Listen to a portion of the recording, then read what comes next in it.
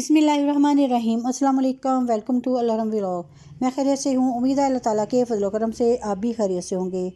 अल्लाह ताला आपको अपनी ज़मान में रखे, आमीन सुमा आमीन। आज मैं आपके लिए बहुत ही मज़ेदार सी रेसिपी लेके आई हूँ। वो रेसिपी है चिकन के शामी कबाब। चिकन शामी कबाब जो होते हैं जो बहुत ही मज़ेदार बनते हैं और जिस तरीके से मैं आज आपको बताऊँगी बहुत ही आसानी से जो है वो तैयार हो जाएंगे और बहुत ही मज़ेदार जो है वो शामी कबाब रेडी होंगे। तो फिर चलिए आइए वीडियो की तरफ बढ़ते हैं। वीडियो की तरफ बढ़ने से पहले काइंडली जो नए देखने वाले हैं वो मेरे चैनल को सब्सक्राइब कर लें, लाइक और शेयर भी ज़रूर किया करें और साथ में जो बेल आइकन का बटन है उसे भी प्रेस कर लें। तो फिर चलिए आइए बिस्मिल्लाह करते हैं। बिस्मिल्लाहिर्रहमानिर्रहीम। चने की दाल तकरीबन 250 ग्राम और 400 ग्राम मैंने लिया है चिकन बोनलेस, जिसका जो है बारीक सा ये देखिए इस तरह का कटिंग कर लेना है। सबसे पहले कुकर के अंदर जो है वो चने की दाल को डाल लिया है, उसके साथ ही डाल दिया है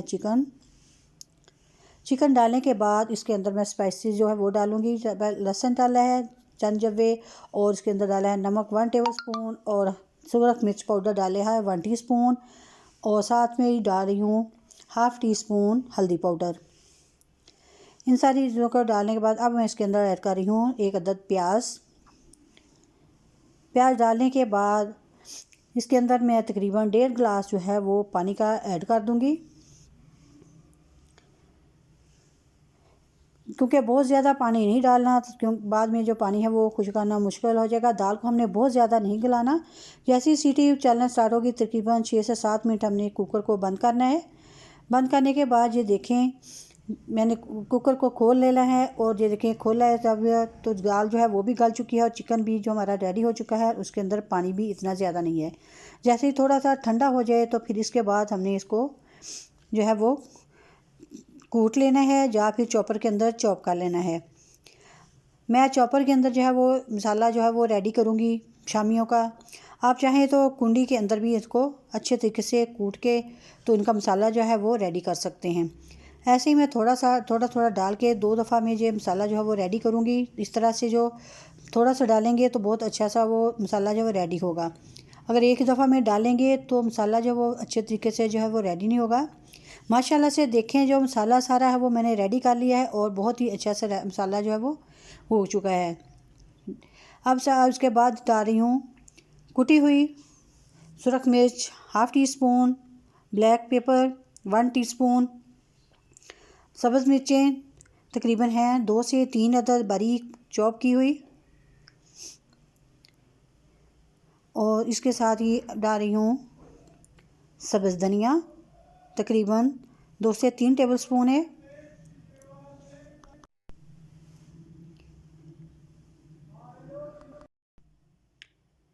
गरम मसाला 1 टीस्पून, 1 टीस्पून खुश्क धनिया कुटा हुआ और ½ टीस्पून चाट मसाला। इन सारी चीज़ों को डालने के बाद मैं हाथों की मदद से बहुत अच्छे तरीके से जो वो मिक्स कर लूँगी। ये देखें इनको बहुत अच्छे तरीके से जो है वो मिक्स करना है। चम्मच की मदद से जो मसाला है वो अच्छे तरीके से जो है वो मिक्स नहीं होगा। हाथों की मदद से अगर मिक्स करेंगे तो मसाला जो बहुत ही अच्छा सा मिक्स हो जाएगा।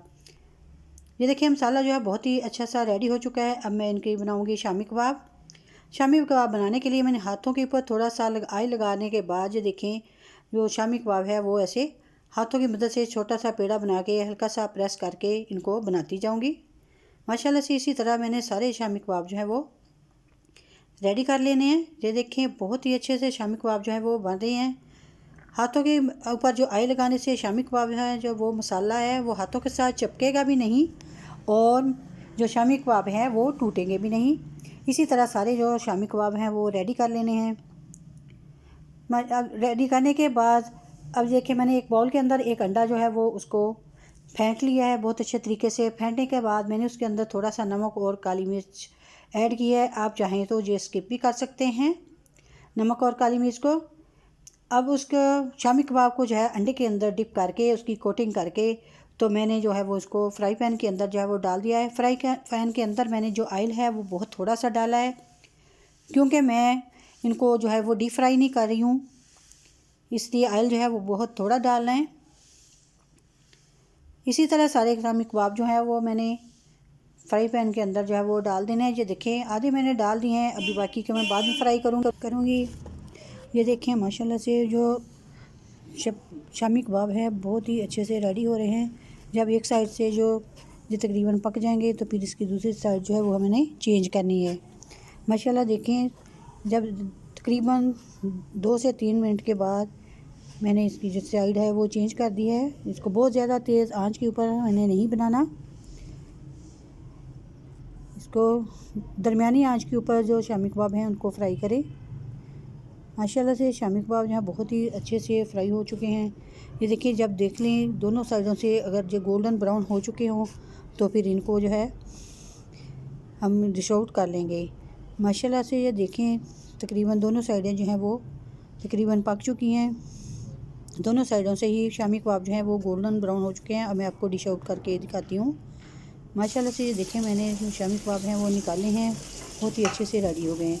इसी तरह से मैं बाकी के शामी कबाब जो हैं उनको भी रेडी कर लूँगी। माशाल्लाह से ये देखें शामी कबाब जो बहुत ही मज़ेदार से रेडी हो चुके हैं। इनको आप केचप के साथ खाएं या फिर इनको बर्गर के अंदर के यूज़ करें, बहुत ही मज़े के जो है वो रेडी हुए हैं। आप भी ये ज़रूर ट्राई कीजिएगा और कमेंट सेक्शन में ज़रूर बताइएगा कि आपके शामी कबाब जो हैं वो कैसे बने हैं। तो फिर इसके साथ ही मुझे दीजिएगा इजाज़त देने से पहले प्लीज़ आप मेरे चैनल को जो नहीं देखने वो सब्सक्राइब कर लें और लाइक और शेयर भी ज़रूर करें अपने फैमिली मेम्बर के साथ और अपने दोस्तों के साथ मेरी वीडियो को ज़रूर शेयर किया करें। इसके साथ ही मुझे दीजिएगा इजाज़त। अल्लाह हाफिज़।